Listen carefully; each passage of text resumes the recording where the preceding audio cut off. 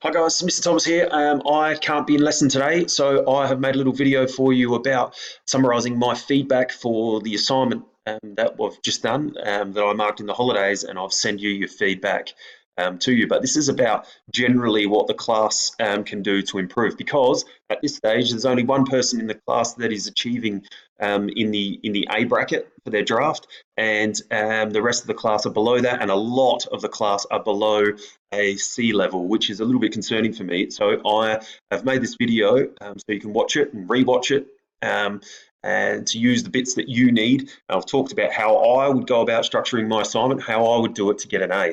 Let's move forward. What I'm looking for, these are A grade statements. So if you're looking for an A grade, then these are the things that I'm assessing you on. Your knowledge and understanding needs to be astute and highly effective. So the first one is knowledge and understanding. So I need to know that you absolutely and completely understand all the key topics that we're doing. The second bit is I am marking you on your communication skills, so your ability to write at a higher level. And in this circumstance, we're looking at formal and scientific language, and we're looking for the correct terminology. The correct terminology can all be found in the PowerPoint. So that's something that I've given you in DayMap under resources. All right, the next one that I'm marking you on, so I'm only marking you on 3 statements. The last one is insightful reflection and focused application of feedback.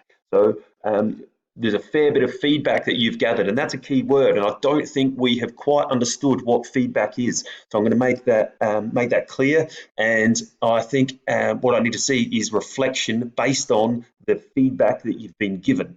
Now, what does that feedback mean, and what form does it come in?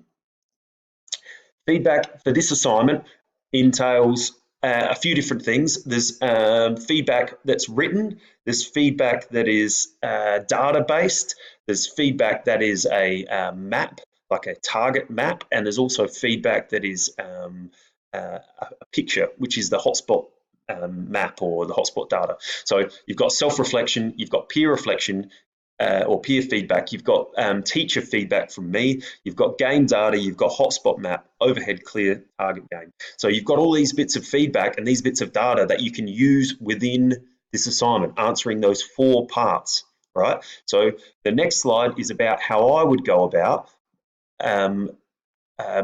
completing this assignment if I wanted to get an A. So a few little hints. So you can use this, go back over it, or use whichever bit that you want, and go from there. So the first question is, I want you to reflect on your strengths in badminton skill performance. Use statistics to identify the stage of learning that you see yourself in for a variety of badminton skills.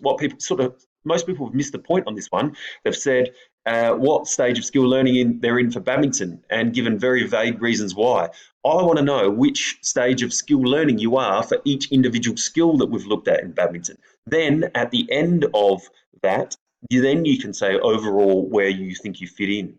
But each individual skill is important. So the first thing I would do is, using research, so online research, or I'd use my PowerPoint or whatever, I would go on and explain that or show me that you understand the 3 stages of skill learning: cognitive, associative, and autonomous. So I would use my PowerPoint, I would show the differences between the 2 and how to identify someone that's in cognitive and how to identify someone that's in autonomous.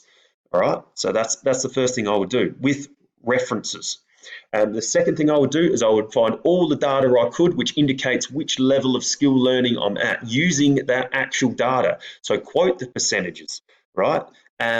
If you're going to use the hotspot for this, put a little mini snapshot of the hotshot in there and call it diagram 1, and show where the hotspot shots are landing, which indicates what level you're at. So use that, right? Use that data.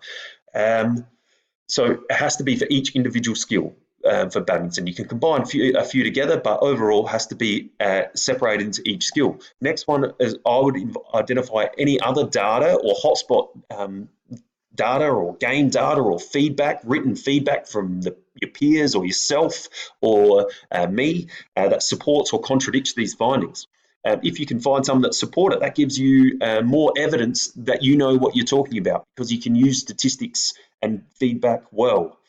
If you find some that contradict what you've found above, then that's fine as well. So For example, for the overhead clear game, you may have not got any shuttles onto the black mat, which shows that your performance may be lower, maybe cognitive or associative. But then you play a game of badminton when the conditions are different, the motivation levels are different, the arousal levels are different, and you end up dominating the overhead clear. It might suggest that 80% of your overhead clears result in a point that's won.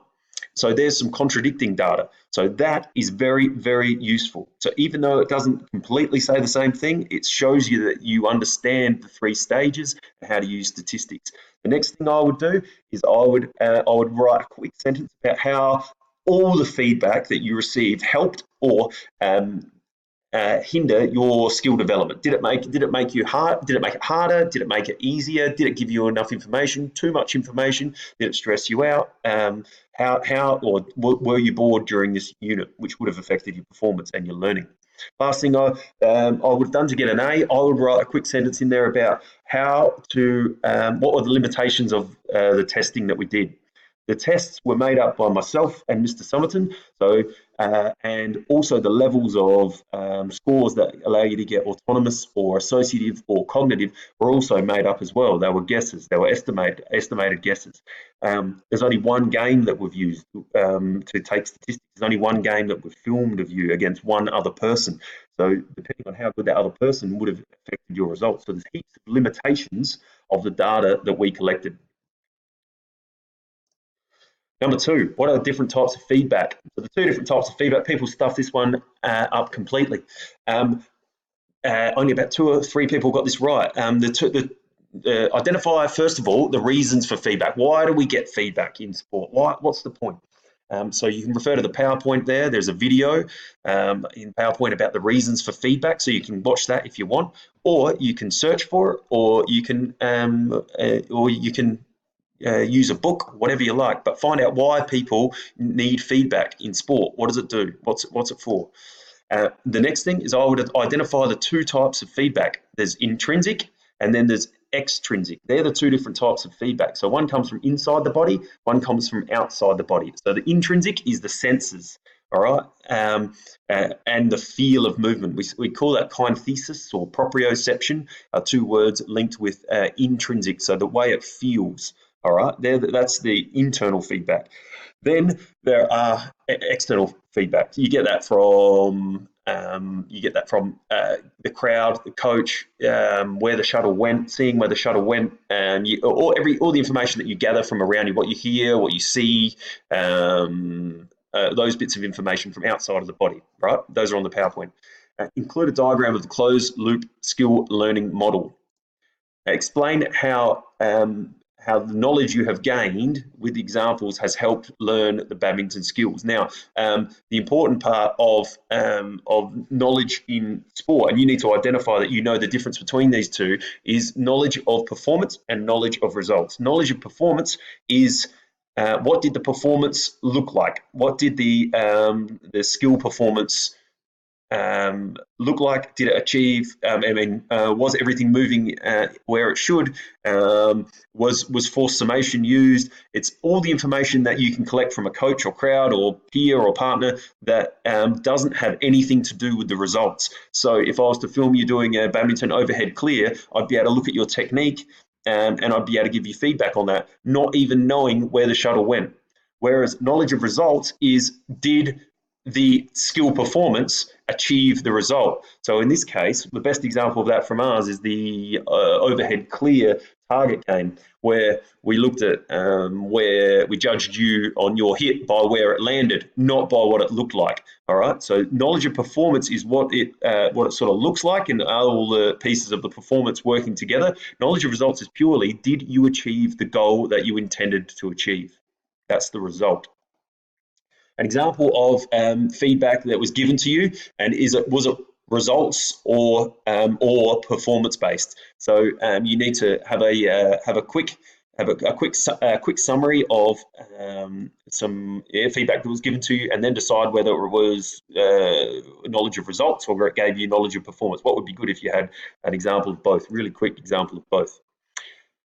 Third one, use statistics to identify your weaknesses and reflect on ways in which performance improvement may be achieved using the skill learning concept. So what we're talking about here is coaching, right? How can a coach help you and what you need to improve on in badminton? So the first thing I will do is identify my weaknesses in badminton. Now, then I would list specific data or comments or from me, class, peer, whatever, that are evidence of these weaknesses, right? So you need evidence, and that will be percentages, that'll be comments, that'll be quotes, that'll be bits of feedback that you can use to show me that you can use evidence and you know what you're talking about in badminton. Then I would I'd be identifying how a coach would use the following skills to help you. How would they, if they were teaching you the overhead clear again, for example, how would they close the skill down? So eliminate all the distractions to teach you the correct technique. Or would they just put you straight into a game? Probably not if you're cognitive. If you're autonomous, then what they'll be doing is setting up an activity which has more decisions and it's more open. So a good coach will close an activity down and then eventually and gradually open it up so it becomes second nature and you can use it in a game situation. Whereas if you're cognitive, you can't.